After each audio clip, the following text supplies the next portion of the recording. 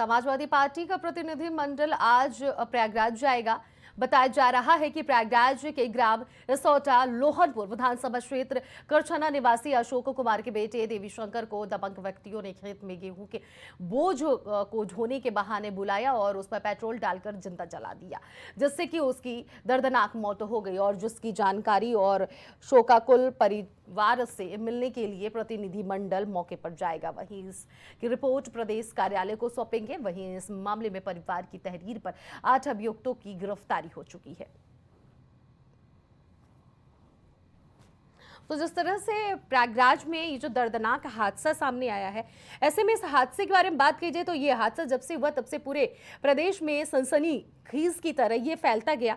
और सबसे महत्वपूर्ण बात तो ये है कि जिस तरह से इस व्यक्ति की मौत हुई, यानी कि उस युवा की मौत हुई, ऐसे में विपक्ष लगातार ये ब्लेम भारतीय जनता पार्टी पर लगाता हुआ आ रहा है कि भारतीय जनता पार्टी की वजह से उस व्यक्ति की मौत हुई है, उसको जिंदा जलाया गया और इसमें भारतीय जनता पार्टी का पूरा हाथ है। घटना तब जाकर घटित हुई जब वो व्यक्ति गेहूं के खेत में जाता है। गेहूं के खेत में जो कटैया हुई रहती है उसका जो बोझ होता है, उसको बोझे को उठाने जाता है। ऐसे में वहां पर कुछ व्यक्ति मिलकर उस पर पेट्रोल छिड़क कर उसकी मतलब उसे जिंदा जला देते हैं, उसकी हत्या कर देते हैं। और ऐसे में उसके हत्या के बाद से ये पूरा मामला गांव में सनसनीखेज की तरफ फैल गया। परिजन रो रो कर उनका बुरा हाल है, वो बिलख रहे हैं। ऐसे में ना सिर्फ समाजवादी पार्टी का प्रतिनिधिमंडल आज जा रहा है, बल्कि इसके पहले भी विपक्ष के कई ऐसे नेता हैं जो जा चुके हैं। बहुजन समाज पार्टी के प्रदेश अध्यक्ष भी वहां पर पहुंचे। उन्होंने भी कहा कानून व्यवस्था उत्तर प्रदेश में चकनाचूर हो गई है, पूरी तरह से चरमराई हुई नजर आ रही है। और एक बार फिर से अखिलेश यादव या फिर यूं कहा जाए उनका प्रतिनिधिमंडल आज प्रयागराज के दौरे पर जा रहा है और वहां पर वो भी इसका जायजा लेगा, परिजनों से मिलेगा। मुआवजे की मांग लगातार विपक्षी पार्टी कर रही है उत्तर प्रदेश की सरकार से। और विपक्षियों का साफ तौर पर कहना है कि इस देश में दलित समुदाय का कोई भी मान और सम्मान नहीं है। दलित समुदाय के साथ हमेशा बुरा बर्ताव होता है। बड़ी बड़ी बातें भारतीय जनता पार्टी करती है कि दलितों के साथ है वो, पिछड़ों के साथ है वो, लेकिन प्रयागराज की यह घटना देखकर जरा भी नहीं सामने ये पेश हो रहा है कि क्या वाकई में मौजूदा सरकार दलितों के साथ है।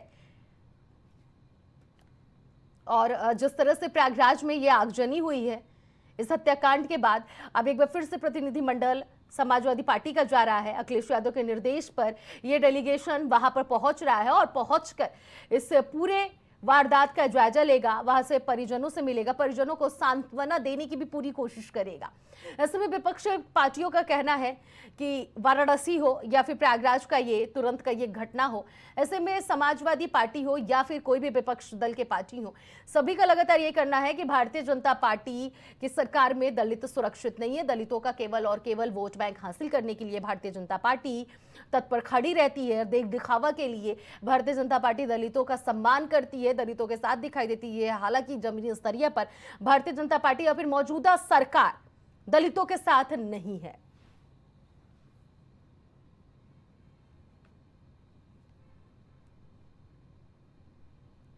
तो आप ये तस्वीरें देख सकते हैं, ये प्रयागराज की ही तस्वीरें हैं और प्रयागराज से ये तस्वीरें सामने आ रही हैं जहां पर उस दलित युवक को जलाया गया था खेत में ही। वहीं इस पूरी खबर पर तमाम अपडेट लिए प्रयागराज से हमारे संवाददाता आशीष हमारे साथ जुड़ गए हैं। आशीष, जिस तरह से प्रयागराज में दिल दहला देने वाला मामला सामने आया था, इसमें क्या वाकई में भारतीय जनता पार्टी का हाथ शामिल है? क्योंकि विपक्ष लगातार भारतीय जनता पार्टी पर आरोप लगा रहा है। और उस व्यक्ति की क्यों मृत्यु हुई, इसके पीछे की कहानी क्या है और किसने इस तरह का कारनामा किया है, पूरी अपडेट दीजिए।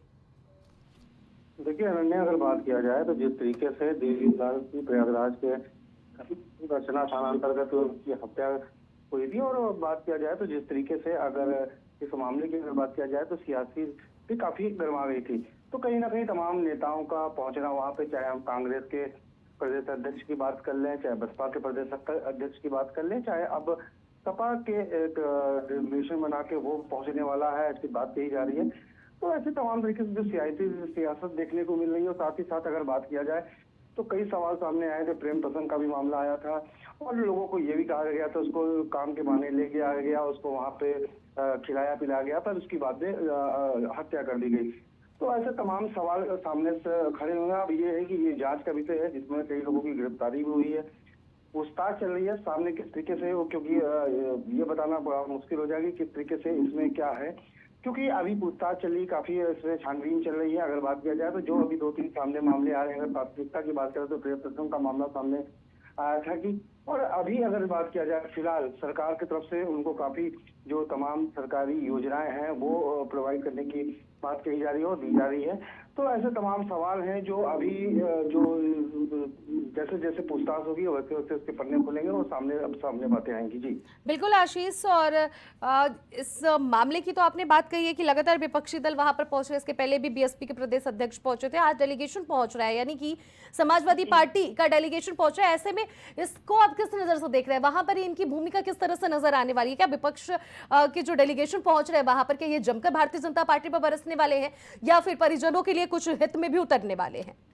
निश्चित तौर पे, क्योंकि देखिए अगर बात किया जाए तो अभी भी मैंने बताया कि पहले अगर बात किया जाए तो कांग्रेस के प्रदेश अध्यक्ष अजय राय पहुंचे थे, उसके बाद बसपा के विश्वनाथ पाल पहुंचे थे, अब ये सपा की जो डेलीगेशन है वो पहुंचने वाला। तो ऐसे में देखिए, क्योंकि राजनीति मैंने पहले कहा इस मामले पूरी तरीके से दलित का मामला था, उसके एक दिन 14 तारीख को अगर बात किया जाए तो भीमराव अम्बेडकर की जयंती थी, तो जो इस तरीके से तमाम सवाल भी उठाए गए कि ऐसे एक दिन पहले इस तरीके से दलित की हत्या कर दी जाती है, और ये एक बड़ा चुनौती था।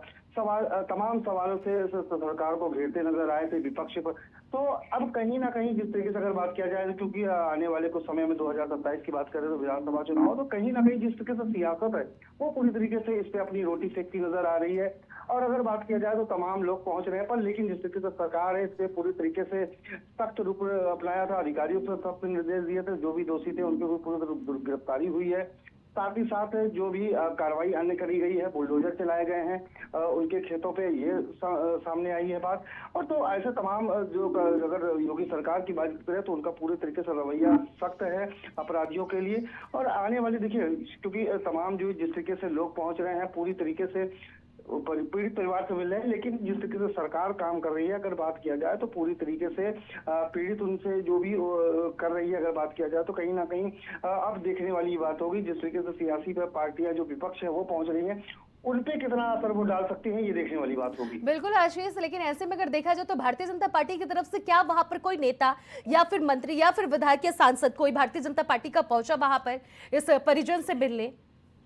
फिलहाल अगर बात किया जाए तो विधायक तो पहुंचे थे और उन्होंने उनको प्रमाण पत्र भी दिया है, साथ ही साथ जमीन का पट्टा भी दिया गया है, और जो प्रधानमंत्री आवास योजना है उसकी बात कही गई है, और साथ ही साथ बच्चों की पढ़ाई लिखाई के लिए ऐसे तमाम तरीके से जो सरकारी योजनाएं हो उनको देने के पूरे तरीके से मदद का आश्वासन दिया है। तो जो भारतीय जनता पार्टी के हैं जो भी नेतागण हैं वो पहुंच रहे हैं, और उनको पूरी तरीके से जो भी मदद होगी वो सरकार की तरफ से देने के लिए वो उम्मीद जताई गई है। जी बहुत बहुत शुक्रिया आशीष, अपने तमाम अपडेट दी।